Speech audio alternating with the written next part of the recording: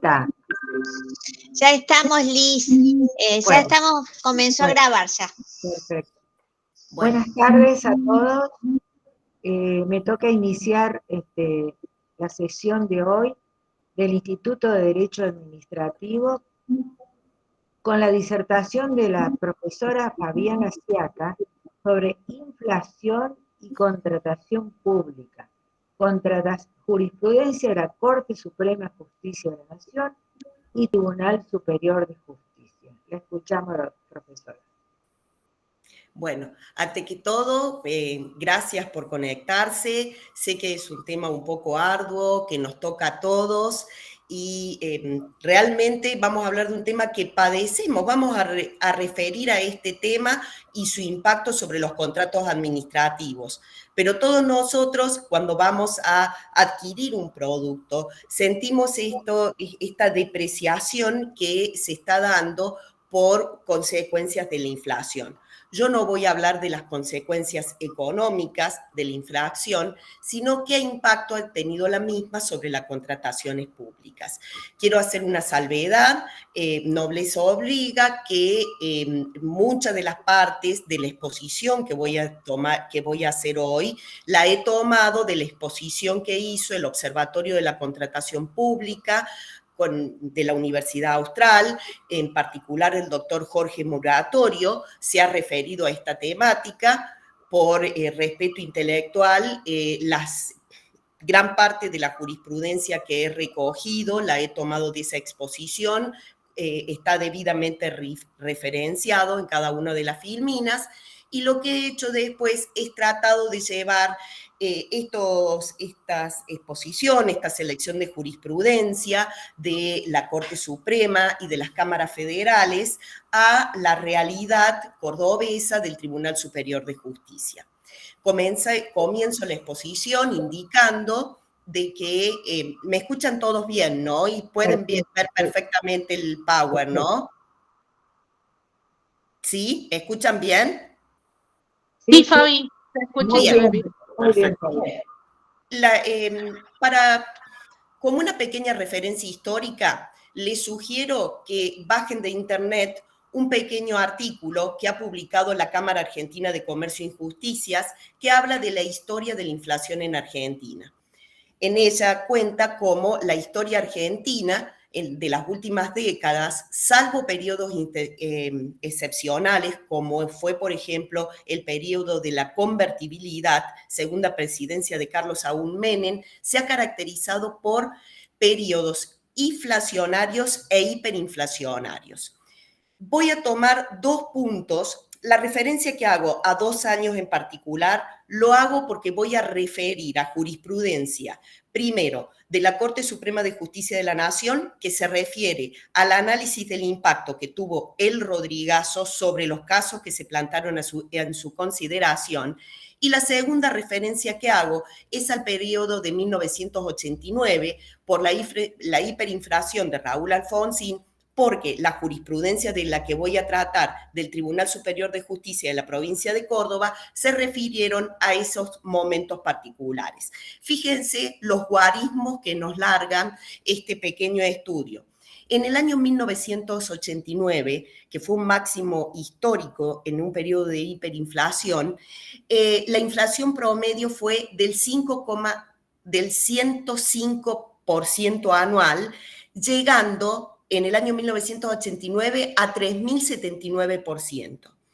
Y uno de los primeros picos de hiperinflación se produce en el año 1974, porque con las medidas del Rodrigazo, que fue el plan de ajuste implementado por un ministro de Economía, que fue Celestino Rodríguez, durante la presidencia de María Estela Martínez de Perón, hizo que la inflación pasara del 24% en 1974 al 182% en 1975, dando inicio a una década y media de tasas de inflaciones superior al 100% anual. Todos conocemos el efecto nocivo que tiene la inflación en la economía, pero vamos a concentrar el análisis en lo que son los efectos nocivos sobre los contratos públicos. Uno de los efectos más nocivos de la inflación es la de perjudicar a los acreedores de sumas de dinero, porque ven disminuida su acreencia por el solo plazo del tiempo. Si la deuda es cancelada con una cantidad que como cifra nominal coincide con la deudada, tal cancelación puede ser que no refleje la realidad económica si durante el lapso que se mantuvo la deuda, la inflación deterioró el valor del monto. Cito jurisprudencia de las cámaras contenciosas administrativas federales que se refirieron a estos efectos nocivos que tiene la inflación sobre los contratos públicos. ¿Qué ha pasado con la jurisprudencia de la Corte Suprema de Justicia de la Nación y del Tribunal Superior de Justicia de la provincia de Córdoba? Vamos al primer caso. Dijimos que uno de los primeros momentos de hiperinflación que íbamos a analizar, año 1975, el Rodrigazo, se dispara la inflación del 24% al 182% en 1975. Tenemos el primer caso que traigo a consideración, un caso de la Corte Suprema de Justicia de la Nación del año 1976, donde el fallo de la Cámara no había tenido en cuenta el periodo comprendido entre noviembre de 1975 y marzo de 1976, pese a ser notorio que había resultado crítico ese periodo en cuanto al crecimiento de las tasas de inflación. ¿De qué se trataba este caso? Se trataba de una actualización de indemnizaciones expropiatorias. La Corte dijo en esta oportunidad que si bien lo que eran las actualizaciones de las indemnizaciones por expropiación eran extremos de hechos y que correspondían a la explicación del derecho común, que iba a entrar, no obstante, a analizar lo que hacía a la actualización de esta deuda. ¿Por qué?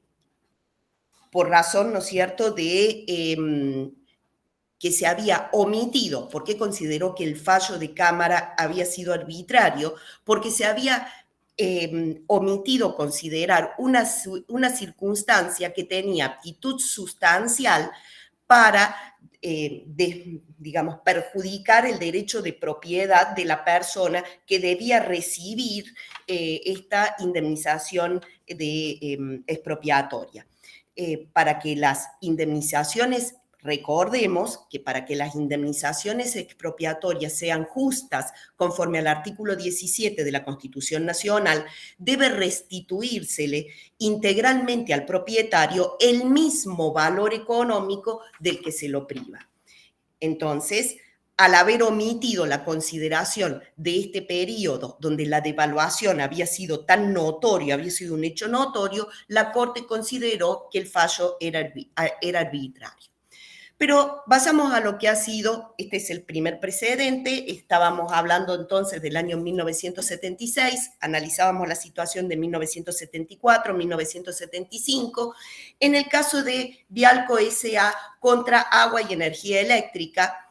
Se trató en este caso de la aplicación en el año 1976, es decir, Videla dicta una ley, la ley 21.392 de actualización de deudas contraídas por el Estado, en el caso especialmente para las locaciones de obras, salvo que los certificados tuvieran cualquier tipo de renegociación. No comprendía este procedimiento para la actualización de las deudas contraídas con anterioridad a 1976. En realidad, si nos fijamos literalmente en lo que era el artículo 48 de la Ley de Obra Pública Nacional 13.064, para los pagos retrasados solamente se proceden los intereses para los descuentos de los certificados de obra pública que emite el Banco de la Nación Argentina. Pero, y acá hay un concepto que me gustaría que lo tomáramos, porque la Corte habla de una interpretación integral e integrativa del sistema normativo. Este concepto también lo vamos a ver en el fallo de Establecimientos Mirón del Tribunal Superior de Justicia de la provincia de Córdoba. Entonces, ¿qué pasaba? Si bien es cierto que había una complejidad en determinar cuál había sido la deuda que Agua, Energía Eléctrica tenía con Vialco, como en realidad Vialco se rescindió este contrato y Vialco era una contratista no culpable, no podría recaer sobre la actora que esgrime la pretensión las consecuencias negativas de la desvalorización monetaria. Dice expresamente la Corte en esta oportunidad que la falta de liquidez de una deuda no puede perjudicar al acreedor en el goce de capital.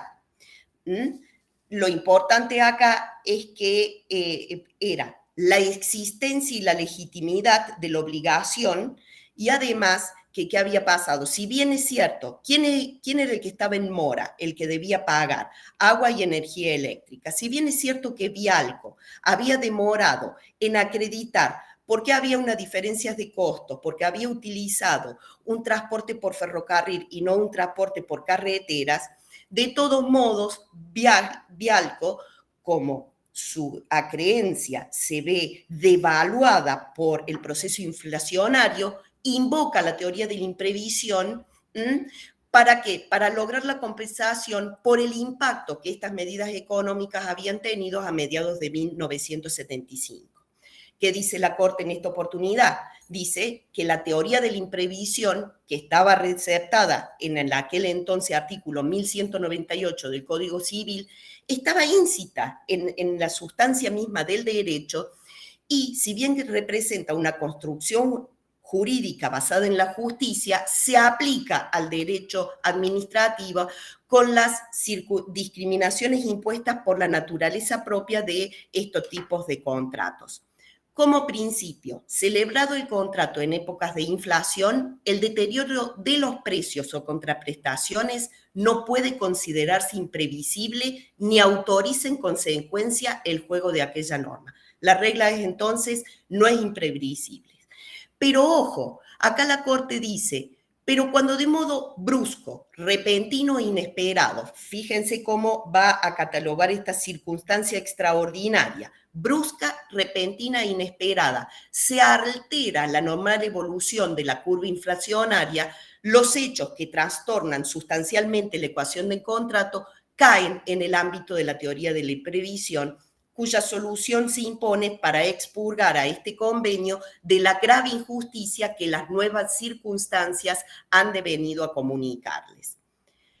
Se configura el supuesto fáctico, entonces, lo importante, ¿qué es lo que dice en Vialco la Corte? Se van a configurar las circunstancias fácticas que acreditan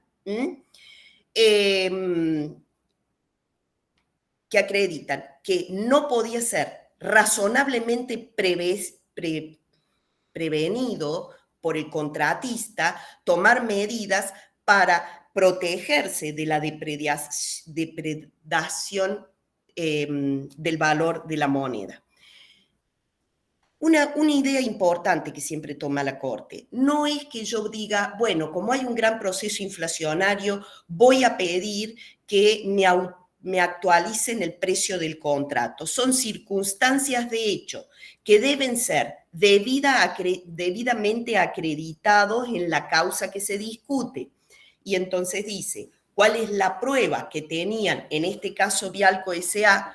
Primero, los índices oficiales que expresamente reflejaban los incrementos de los precios y además, como ya dije, en la ley 21.391, que sirvió para la actualización monetaria en la provisión de servicios y suministros del año 1976, tenía una nota de elevación al Poder Ejecutivo que expresamente indicaba que era para salvar las dificultades derivadas como consecuencia de la evolución operada en la economía en el curso del año 1975, que escapó a toda razonable previsión. Más adelante, en el año 1996, fíjense, en el caso Caldera-Salcor contra Estado Nacional, estábamos en el año 1996. ¿Qué reclamaba la empresa? El daño financiero por un contrato de obra pública, por una autorización de la deuda, por el periodo comprendido entre noviembre de 1985 hasta el efectivo pago de la creencia.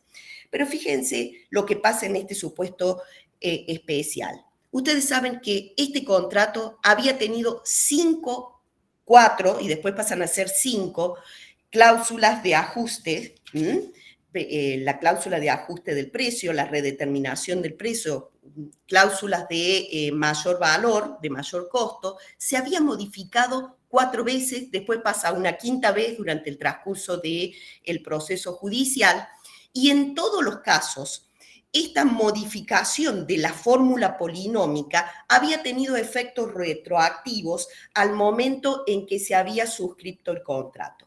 ¿Qué dijo la Corte en esa oportunidad? Dice que primero hace referencia a un precedente de la Corte, que fue el caso Tecnobra del año 1993, donde expresamente dice que la falta de representatividad de la fórmula de ajuste no genera automáticamente el derecho al reajuste de la remuneración. ¿Saben lo que dijo la Corte en esta oportunidad? Dijo, mire, si tuvieron que cambiar 5 veces la fórmula de ajuste y siempre la fórmula de ajuste tuvo efecto retroactivo al momento que suscribieron el contrato, quiere decir que el problema acá no fue el desfasaje que tenía el contrato, no era producto de la alta inflación con la distorsión de las variables económicas, sino que hubo una falta de previsión tanto en el contratante como en el contratista al momento de pactar las condiciones del contrato.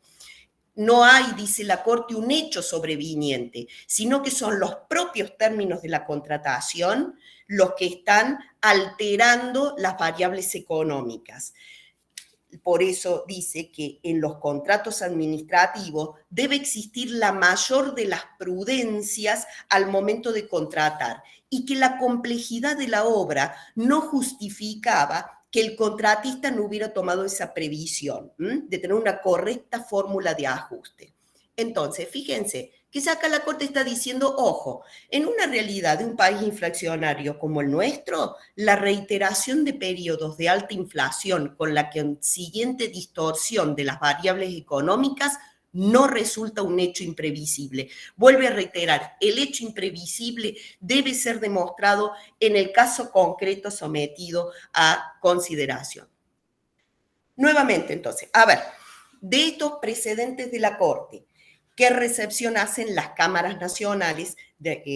La sala 1 y después vamos a ver la sala 2 respecto de lo que es la temática de la inflación. En el caso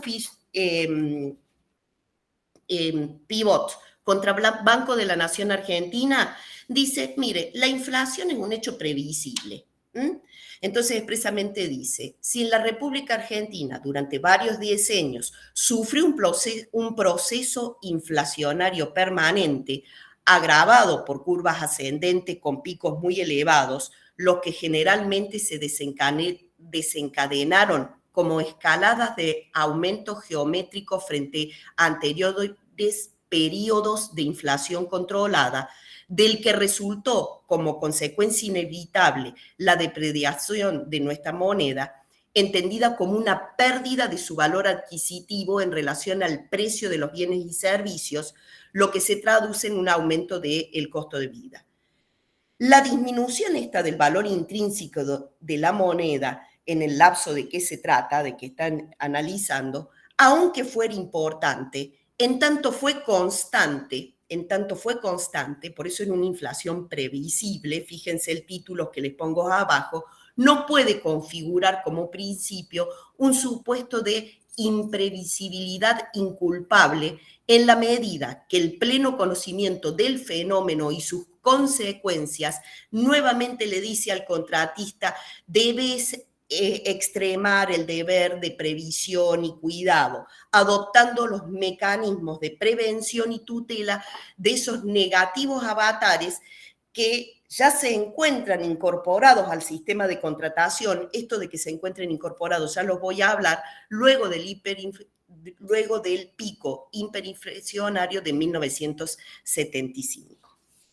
Bien, otra Otro supuesto, otra recepción que tuvo, entonces lo tomó como un hecho previsible, en esos casos la Cámara Contenciosa Administrativa Sala 1, la Sala 2 va a tomar a la inflación crónica. ¿Qué hace supuesto? Ustedes saben, en el caso que traigo a consideración, Marcelo Viviani y compañía, Sociedad Anónima, tenía un contrato con la Fuerza Aérea Argentina para la reparación de un hangar en el área material de Quilmes. Hechos sobrevinientes a la celebración del contrato que autorizaron la revisión del régimen pactado deben estar referidos a circunstancias que incidan directamente en los parámetros de la fórmula respectiva, desquiciando la ecuación económica del contrato. No es suficiente. Nuevamente la Corte le vuelve a decir, las cámaras contenciosas, en aplicación de toda la jurisprudencia que venía citando con anterioridad, le dicen, no es suficiente de que haya una reiteración de periodos de alta inflación con la consiguiente distorsión de las variables económicas, toda vez que la cronicidad del proceso inflacionario imperante en el país era conocido antes de la celebración del contrato y la fórmula para calcular los mayores costos fue convenido para mantener la ecuación económico-financiera. Fíjense que habla acá de la situación producida, si ustedes leen la situación de hecho que se describe en este fallo de las cámaras contenciosas, se habla de la situación de 1983, el incremento exponencial que tiene en el año 1984 la inflación y que deriva que en el año 1985 se cambiara el signo monetario por el austral. De todos modos, hace referencia las cámaras cuando resuelven el caso que se somete a consideración, porque en realidad la parte que venía pidiendo que se lo indemnizara por la depreciación monetaria era la que esgrimía estas circunstancias extraordinarias de 1983, 84 y 85. La Cámara le contesta, mire, el contrato es ley para las partes, y cita la famosa jurisprudencia de Vicente Robles. Y acá sí quiero que tomen una idea que lo toma particular las cámaras contenciosas y que después va a tener una especial interpretación, en mi opinión, con algunos matices distintos, en el fallo del Tribunal Superior de Justicia de Establecimientos Mirón. Porque acá habla del riesgo y ventura que tiene el contratista cuando suscribe un contrato administrativo. Dice, este riesgo y ventura, si bien es cierto que le voy a aplicar el artículo 39 de la ley 13.064, donde solamente la administración se hace cargo de la fuerza mayor, dice, mire, todo daño que se produzca a la ecuación económico-financiera del contrato, que sea consecuencia de su falta de previsión, el propio artículo 39 lo hace cargar en el contratista y dice, si era crónico el proceso inflacionario en Argentina, usted debió extremar la previsión para impedir que esa diferencia en el valor del dinero impactara en la ecuación económico-financiera de su contrato. Tomen especialmente en cuenta cómo definen las cámaras contenciosas el riesgo y ventura en los contratos administrativos, porque va a ser distinta a la fórmula que va a utilizar el Tribunal Superior de Justicia en establecimientos Mirón. Bueno, en el caso de establecimientos Mirón, que es una sentencia del Tribunal Superior de Justicia del año 2002, la sentencia 214, de nuevo tengo una empresa que está en condición de mora. Yo me imagino que en una situación tan crítica económica, lo que son los desabastecimientos y la imposibilidad, ¿no es cierto?, de cumplir con los plazos fijados en el contrato, debe ser una situación que se reitera, porque en la mayor parte de las situaciones que he analizado tenemos una situación de mora, ya sea de la contratista o ya sea de la administración para el pago de la deuda al acreedor. En este caso, ¿qué había decidido la Cámara Acuo? La Cámara Acuo había dicho, ¿qué es lo que pretendía establecimientos Mirón? Que se le pagara la diferencia del valor del dinero porque en realidad lo había agarrado un periodo de inflación y de hiperinflación en el año 1989. Entonces, si bien no quería que tomaran el valor del bien incorporado a la obra, en el momento en que estaba establecido el vencimiento del plazo y sus respectivas prórrogas en el contrato, sino al momento en que efectivamente pudo ser incorporado a la obra.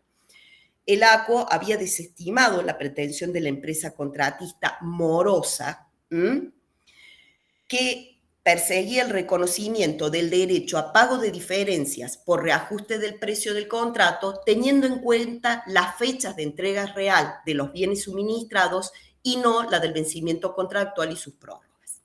El Tribunal Superior de Justicia va a ser parcialmente lugar a la pretensión. Y voy a explicar por qué. En líneas generales, ¿qué dice? Mire, el pliego es la ley para las partes. Entonces, los índices acordados hasta la fecha de entrega establecidas en los pliegos es el ajuste que hay que tomar, no corresponde a ajuste alguno durante la mora en la entrega de los elementos objetos del contrato. Es decir, si incurriste en mora, no te corresponde ningún reajuste en el precio del contrato.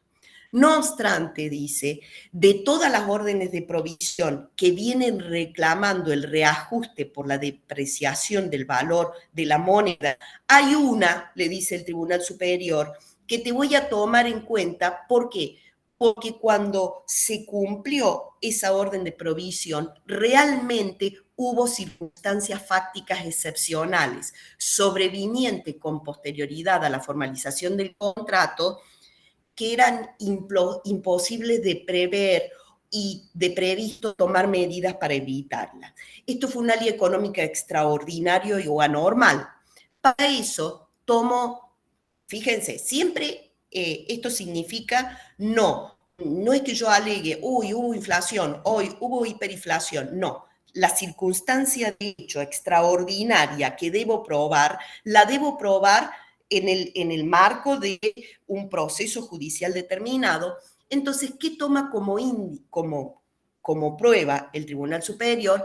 La evolución del índice de costo de vida Córdoba. Fíjense que les dice, cuando se registra para dos órdenes de provisión, dice el Tribunal Superior, en realidad hay un periodo inflacionario que no difiere sustancialmente en sus guarismos de los valores de los meses anteriores a la apertura de la licitación y los registrados durante su ejecución e entrega en pago. Ustedes están viendo 1986, qué tipo de guarismos manejamos, 1987. Pero dice, en el año 1989, específicamente a partir del mes de abril, sí se produce como un pico de un despliegue hiperinflacionario. Entonces, dice, ahí en ese caso, dice, yo voy a reconocer, dice, como un hecho imprevisto, voy a aplicar la teoría de la imprevisión para reconocerles una compensación a la empresa contratista, pero dice acá, dice el Tribunal Superior, ojo, lo voy a evaluar esto, si bien es cierto, no voy a hacer lugar a toda la pretensión por todas las órdenes de provisión, sino por una sola. Y además le voy a aplicar el principio de razonabilidad para apreciar cuánto corresponde hacer lugar a la pretensión. No es que le reconoce al contratista una indemnización por el 100% de la desvalorización monetaria, sino solamente el 50%. Quiere decir, no se hace cargo debido a esta circunstancia extraordinaria debidamente acreditada en base a la evaluación de los índices, 50% le voy a reconocer, estaba en mora la contratista, le voy a reconocer el derecho a la indemnización, 50% a la empresa contratista y el otro 50% deberá soportarlo la propia administración. ¿Cuándo es imprevisible? Una pregunta que, ¿cuándo es imprevisible entonces la inflación, ¿no? Cuando supera toda previsión, sí, cuando, a ver, por eso el gráfico, esa flecha que se dispara hacia arriba, cuando hay estos picos bruscos, pareciera que la Corte, los tribunales, han reconocido solamente la procedencia de la teoría de la imprevisión en estos supuestos. Bonina nos habla, dice, de determinar una medida de inflación y una desviación estándar en un periodo de tiempo determinado que presente tasas de inflación similares, cíclicos inflacionarios. Uno de los puntos que debemos tener en cuenta acá, miren, después les voy a hablar de un artículo de Gordillo, que creo que es del año, acá lo tengo, 1982, y Gordillo desde 1982 está hablando de 3 institutos, los mayores costos, la imprevisión y la indexación, que parece ser que son 3 maneras de equilibrar el equilibrio, perdón, valga la redundancia, de equilibrar la ecuación económico-financiera del contrato, pero cuyas procedencias son para situaciones distintas, aunque a veces parece que se confunden cuando son tratados por la jurisprudencia y por la doctrina. El artículo 7 de la Ley de Convertibilidad de la Austral, luego modificado por la Ley de Emergencia Económica del año 2002, prohíbe la indexación. El deudor de una obligación de dar una suma de dinero en pesos cumple con su obligación dando el día de su vencimiento la cantidad nominalmente expresada. El artículo 10 dice, se mantienen derogados con efecto a partir del 1 de abril de 1991 todas las normas legales y reglamentarias que establecen o autorizan la indexación de precios, actualización monetaria o variaciones de costo. Doctrina. ¿Qué es lo que dice la doctrina? Vuelvo a referir, en mi opinión, el mejor artículo que se ha escrito, lo escribió Gordillo en el año 1982, ya hace muchos años, y diferenció, dice, miren, la teoría de la imprevisión van para circunstancias extraordinarias. El objeto de la imprevisión es lograr o la rescisión del contrato o una compensación. Los mayores costos sirven para equilibrar la ecuación económico-financiera en razón de una diferencia de precios de los materiales y la mano de obra desde el momento en que fueron ofertados al momento en que son efectivamente incorporados en la obra, ¿no? Y la indexación, que es una figura distinta, tiene en cuenta el valor del dinero al momento de la oferta. ¿Y qué pasa al momento en que la obligación se hace exigible o de plazo vencido, o al momento en que la ley determina, luego de transcurrido cierto plazo legal? Entonces, esto de la indexación, la prohibición de la indexación, parece haber sido convalidado por la jurisprudencia de la Corte Suprema. Fíjense que en el caso que les traigo en referencia, del año 2010, Mansolo Alberto contra Transportes del Tejar, se trató de una indemnización por accidentes de tránsito.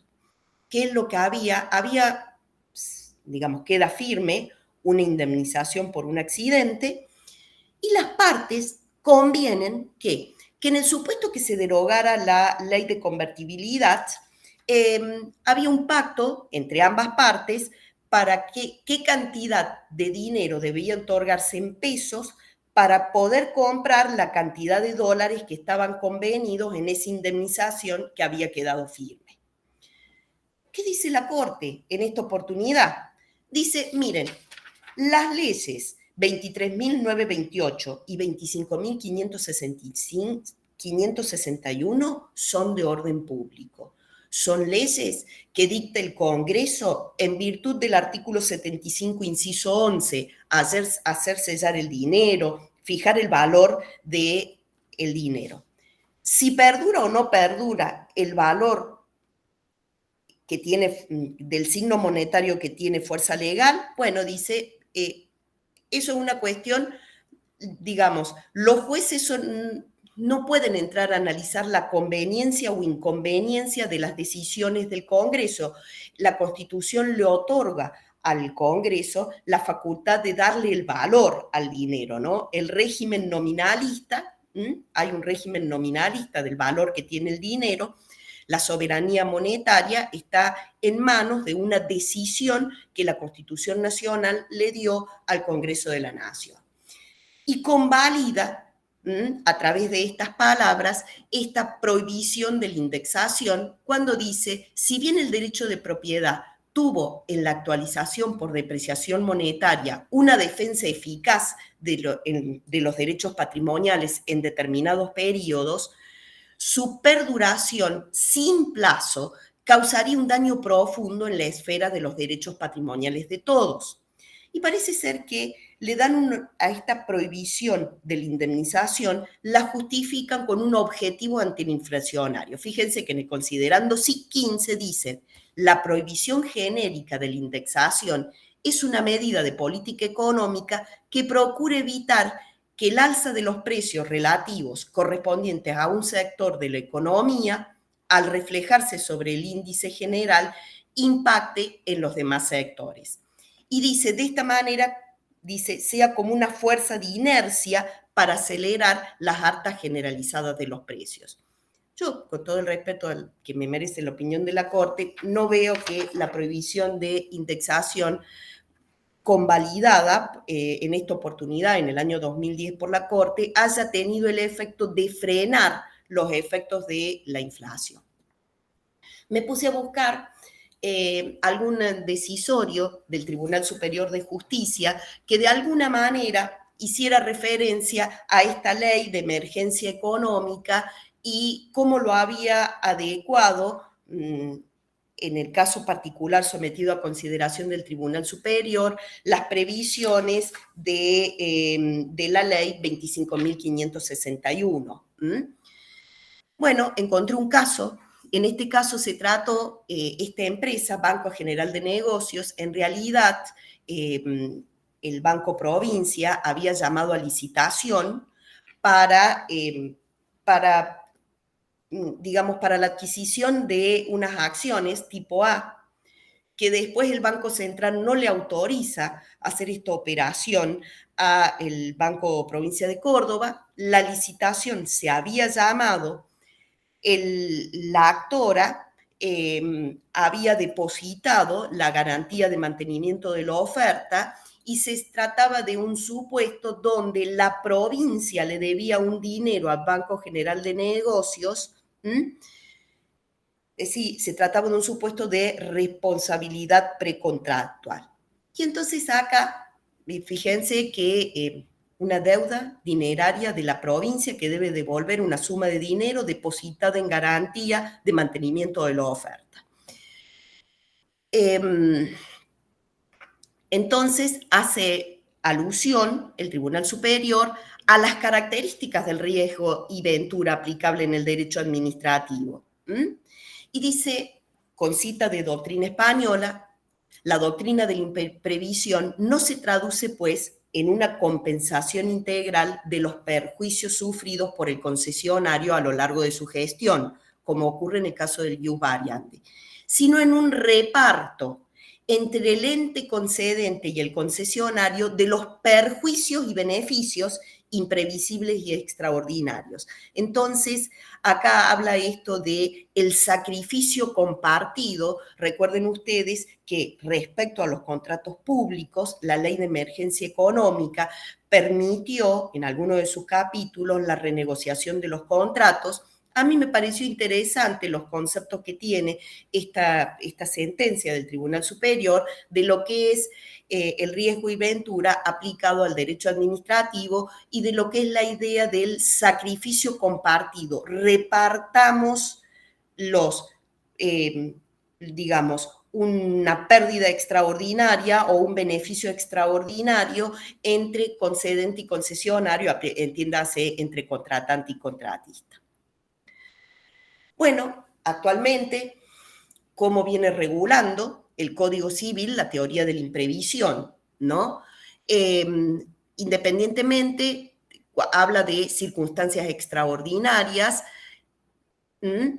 al tiempo sobrevenidas por causas ajenas a las partes y al riesgo asumido por la parte que se ve afectada, por la parte afectada por ese riesgo, tiene derecho a plantear extrajudicialmente o judicialmente, por acción o como en excepción, la resolución parcial de contrato o su adecuación. Resolución o adecuación. Esta idea de siempre la distribución de los riesgos en los contratos administrativos, cómo va a impactar esta teoría de la imprevisión cuando yo tengo una distribución de los riesgos que difiere sustancialmente a lo convenido, el riesgo y ventura de los contratos del derecho privado. De todos modos, hago última referencia, parece ser que está concentrado es una idea que se repite constantemente en toda la jurisprudencia, que para mitigar los efectos de la inflación se depende de la diligencia del contratista. Entonces, por ejemplo, en el caso que traigo y que está citado en las filminas, dice que las reglas de la lógica indican que debe presumirse que todo comerciante, al cotizar el precio de la mercadería en épocas de inflación, realiza la previsión de plazo de pago. Y si el comportamiento de la actora no respondió al habitual, ello debió ser demostrado a través de una prueba que llevara al conocimiento de que a la fecha de la contratación era el mismo precio de sus suministros al contado y a plazo, aunque durante el plazo no tuviera cobertura frente a la inflación. Nuevamente, diligencia del contratista, cuestiones de hechos que deben ser probados durante el desarrollo del proceso. Y por último, me queda una pregunta que, según datos oficiales, el nivel general de índices de precios al consumidor aumentó el 7% mensual en agosto del 2002 y acumuló una variación anual, o en los primeros 8 meses del año, estábamos hablando de agosto, del 56,4%. Si hacemos una comparación con el interanual, esto lo saqué, son todos datos oficiales del INDEC, se registró un incremento del 78,5%. A mí me queda esta pregunta. Si un contrato fue suscrito en agosto del 2021, ¿qué solución creen ustedes que tengan frente a estos guarismos que se están presentando y cuál va a ser la supervivencia de ese contrato? ¿Le aplicarán, dirán que es una inflación previsible, que la inflación era crónica en Argentina, entonces que había fórmulas polinómicas para poder mitigar la diferencia del valor de las cosas y de las obras incorporadas a un contrato, por ejemplo, de locación de obra? O bien le aplicaron una teoría de la imprevisión por una circunstancia extraordinaria e imprevisible que escapaba a cualquier tipo de cuidado por parte del contratista. Esto era lo que las reflexiones que quería traer. Muchas gracias por su amable atención.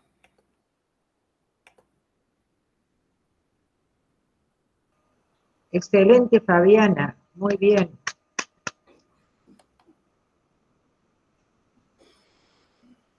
Bueno, no sé si... Estoy sin cámara.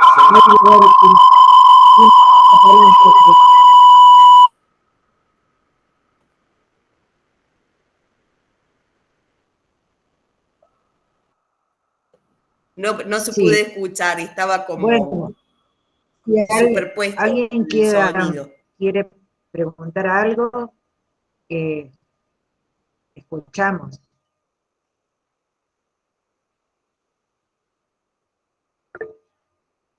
Doctora Altamira.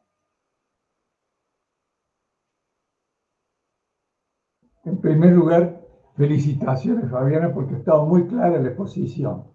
El problema que muchas veces se ha presentado es que cuando los contratistas van a buscar arena, van a buscar cemento, van a buscar hierro, le dicen, bueno, este es el precio de lista, pero ese precio de lista no lo vendo. Yo facturo por ese precio de lista, pero yo cobro este otro precio. Y eso lo conoce todo el mundo. Lo que pasa es que los tribunales no han reconocido esa realidad. Esa es una realidad. Esa es una total y absoluta realidad que los tribunales no reconocen. En consecuencia, por más que el tribunal reconozca que la ley actualiza, tiene alguna fórmula polinómica para actualizar el precio, ese precio nunca llega a solventar lo que ha desembolsado el contratista. O sea que siempre ha sucedido eso, y eso sucede del año 74 hasta ahora.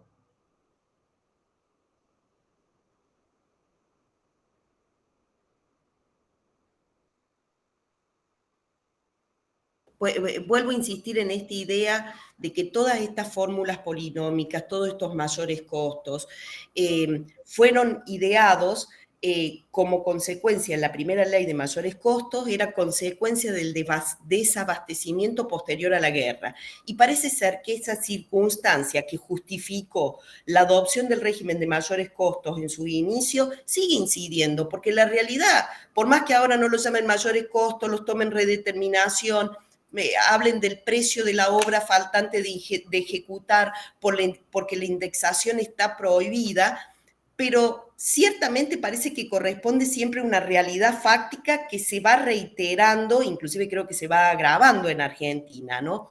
Recuerdo que una vez estábamos con el doctor Palazzo, no sé si está en este momento conectado, y estábamos dando una charla de esto en la Cámara Argentina de la Construcción.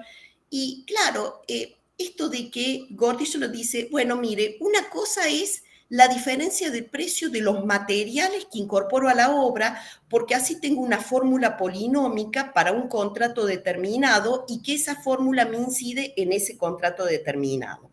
Pero vos me estás hablando que la indexación es una diferencia del valor del dinero.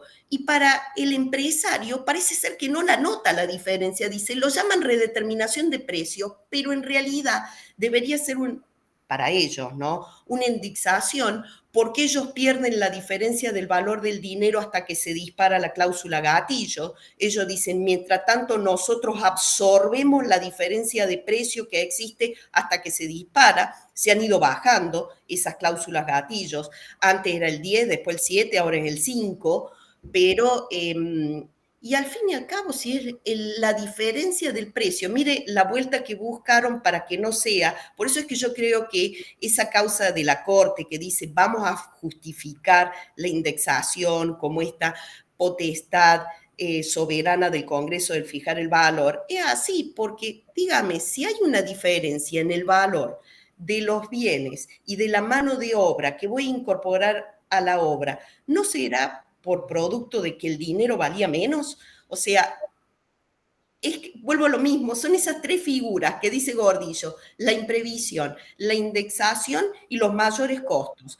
Pero son tres figuras para mantener el equilibrio de la ecuación económica financiera del contrato y están hablando de lo mismo, a ver cómo lo aplicamos en una situación de hecho determinada.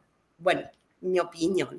Ahora, yo no sé por qué se ha congelado la imagen, pero ¿me escuchan? Estoy con vos. Normalmente los contratos de obra pública se discriminan por unos ítems.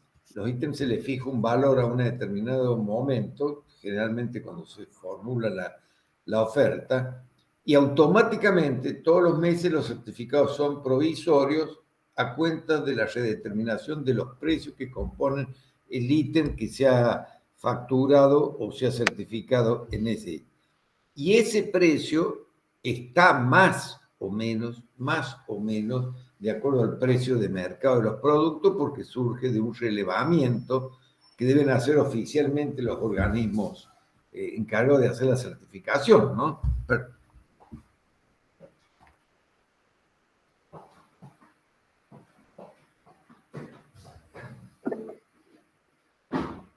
Doctor Massimino. Sí, buenas tardes. Gracias, Fabiana.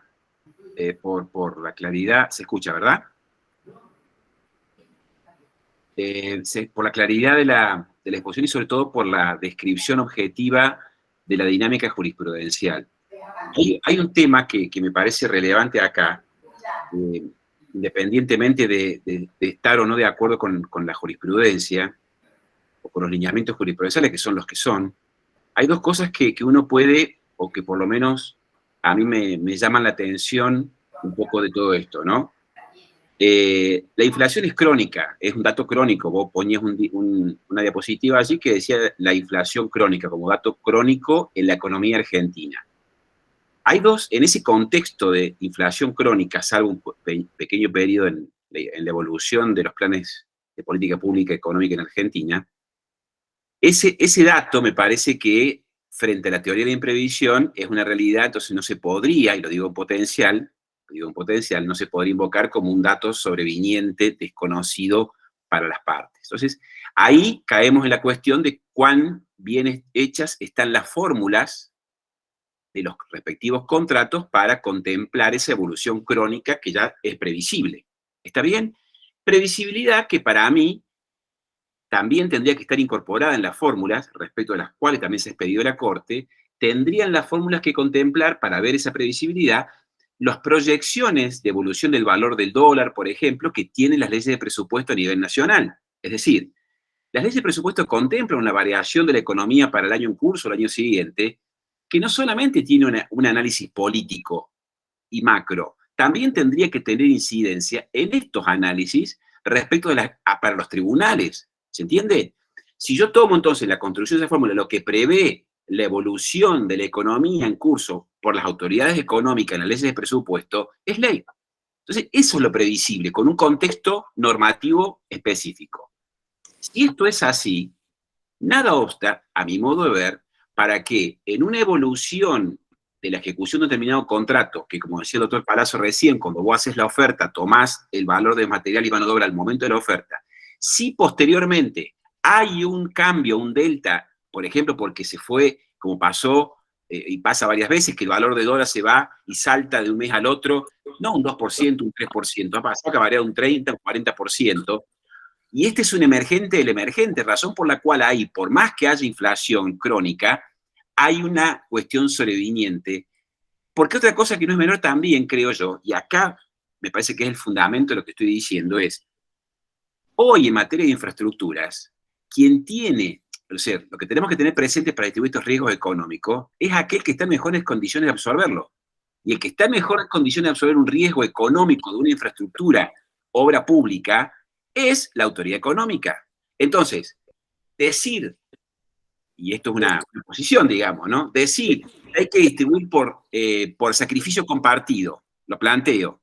Decir a esta altura del partido que el sacrificio compartido es una solución en este tema salomónica, de que debió haberlo previsto y no lo evitó, me parece que es mantener de una manera crónica, no ya el problema, sino una solución, digamos, ineficiente.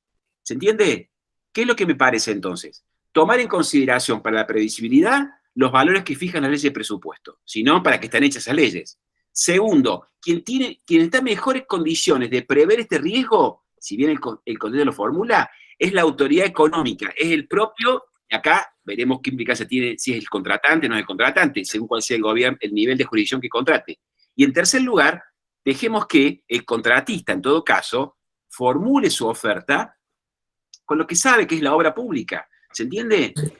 Estoy planteando un tema porque, a ver, yo hace 40 años atrás, estudiante de Derecho, y hablamos de estos temas con las mismas soluciones, con la misma jurisprudencia, salvo matices, que estamos planteando hoy.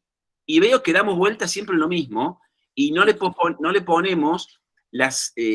ponemos en cabeza del responsable el abordaje del problema que creo que tenemos, que es de que quien tiene competencia, de eso nosotros sabemos en derecho administrativo, que quien tiene competencia para estudiar y prevenir pueda en todo caso internalizar lo disvalioso de su no previsión. En fin, son ideas nada más. Y muchas gracias, Fabiana, por otra vez volvernos a reflexionar, hacernos reflexionar sobre este tema, ¿no? Gracias. Carolina.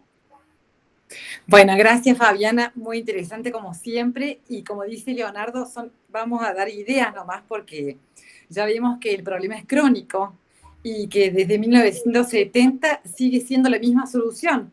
Nada más que hay un problema que Argentina no lo sabe resolver, entonces la Corte ha resuelto que salvo que sea una inflación, como vos dijiste, del 28 al 180, lo otro se cree que el empresario lo debe soportar. Cosa que sabemos que entre las leyes de emergencia que hay de por medio y las circunstancias económicas nunca llega a soportar, favoreciendo la corrupción, porque de otra forma es la única forma que el empresario tiene para cobrar. Yo propongo para dar ideas, en este caso, que copien, que he visto que se está empezando a copiar a los otros países, donde las contrataciones son más cortas y de tramos mucho más cortos en el tiempo, entonces el riesgo es mucho menor. He visto ahí que la autopista, o la ruta, o la autovía que va de Falda del Carmen a, no me acuerdo bien a dónde llega, hacia Bosque Alegre, dónde llega, se ha dividido en 4 tramos, 4 concesiones distintas. Entonces, el riesgo es menor, el tiempo es menor, la inversión es menor, la ecuación económica financiera es mucho menor. Entonces, se evita las grandes demandas de indexaciones, de recálculos de mayores costos y las grandes posibilidades de corrupción. En Estados Unidos, muchas veces lo hemos contado, por ejemplo en Miami, en esta famosa calle Collins, cada uno de sus condados se ocupa de su repavimentación, que son 5 cuadras por cada condado, y cada uno hace sus propias mini contrataciones. Tanto de pavimentación como de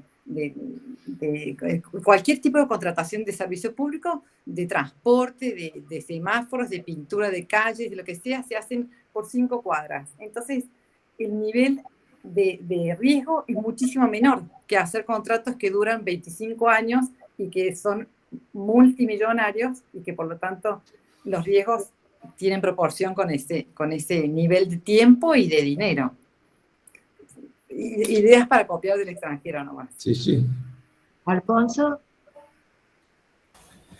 Bueno, muchas gracias, felicitaciones Fabiana, porque además te has atrevido a meterte en un tema muy complicado, donde entran en juego muchas figuras, y bueno, y como pasa mucho acá en Argentina, la doctrina tiene que hacer realismo mágico para tratar de dar respuestas a situaciones que son muy difíciles. Pensemos que la ley de contrataciones españolas prohíbe la redeterminación de precios. O sea, fíjense de dónde están ellos y dónde estamos nosotros.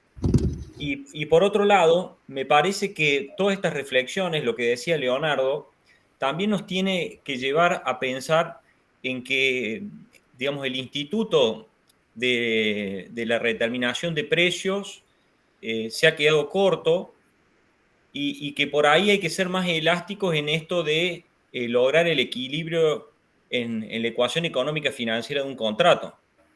O sea, me parece que tendríamos que pensar en algún instrumento que le permita al contratista salir rápidamente, ya sea con un tribunal administrativo, ya sea con una posibilidad de acudir a alguna acción judicial, porque, como decía Carolina recién, en los contratos de corta duración no hay problema, pero pensemos en grandes contratos de infraestructura.